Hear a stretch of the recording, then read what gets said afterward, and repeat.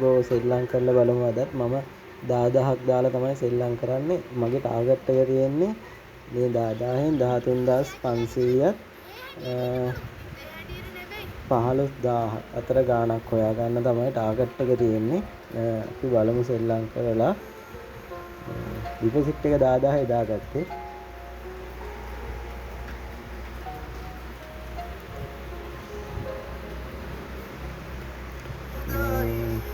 වැඩි පැත්තට 600ක් දැම්මා. මම සාමාන්‍යයෙන් වැඩි හරි අඩු හරි දැම්මාම ඒකේ අනිවාර්යෙන් එනිටිබල් එකට කීයක් හරි දානවා. ඒකට හේතුව තමයි එනිටිබල් එකක් ගියාම අපිට අඩු වැඩි ගෙවන්නේ නැහනේ. ඒක හින්දා.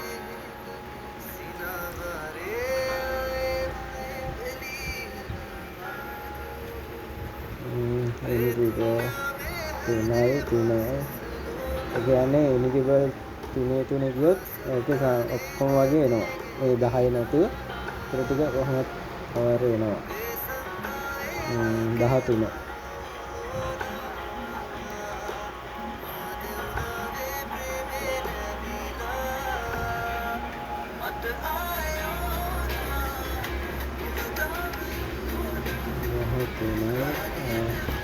අඩු පැත්තට වැඩි පැත්තට 1500යි 10 11 දෙනවා.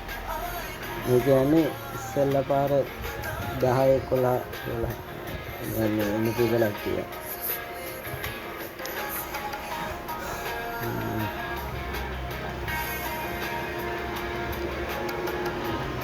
ඊපස්සේ ආයිත්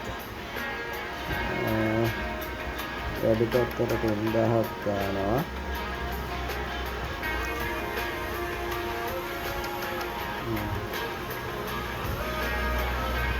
මම 11ටත් දාලා තිබ්බනා 11ට දාන ගාන වගේ 15 දිනකින් ගෙවනවා. ඒක දැම්මේ නෑ. ඊට පස්සේ 11 ගියේ හින්දා 11 දෙපැත්තේ ඉලක්කම් දෙකත් එක්ක දානවා. ඒ කියන්නේ 10 11 12. 12 දැම්මේ එනිටිබලකුත් දැම්ම 12 දාපු හින්දා. උතර වරක් වෙන 12යි. ඒකත් එක්ක එන හින්දා 17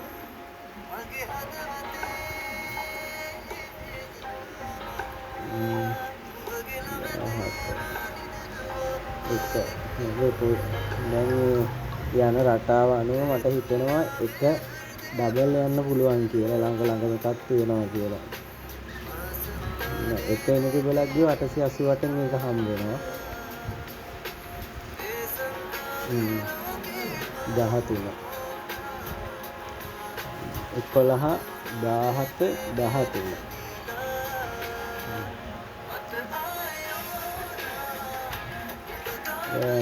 අඩු පැත්තට 1500යි 4 5 එක ඩබල් දෙක ඩබල් එක ඉන්ඩිවිඩුවල් දෙක ඉන්ඩිවිඩුවල් අන්න එක දෙකක් ගියා.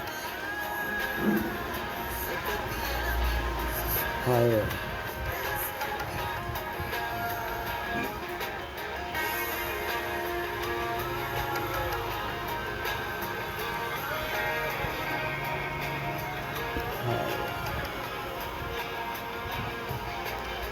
11800ක් තියෙනවා.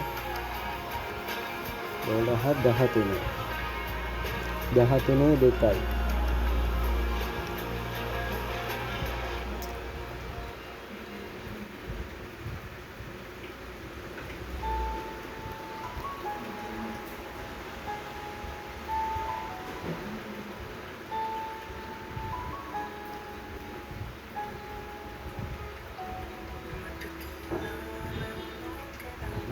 මෙතන 4 5 6 අන්න 10 ගියා.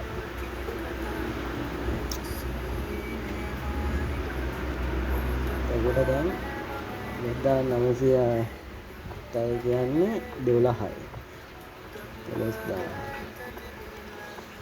300 වැඩි 11 12 13. ඒක දාන්න හේතුව තමයි 10 13 දෙක ගියේ හින්දා 16 900ක් ආවා. 12000ක් තියෙනවා. තව 1500ක් වගේ ගාණක් හොයාගත්තාම මගේ ටාගට් එක හරි. 1500ක් 2000ක් වගේ. දවසේ ටාගට් එක.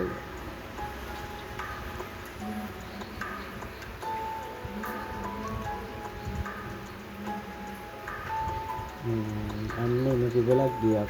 දැන් එනිටිබලක් ගියේ හින්දා 17000ක් තියෙනවා. දැන් මගේ ප්‍රාගට්ටේ තිබ්බේ 15000යි.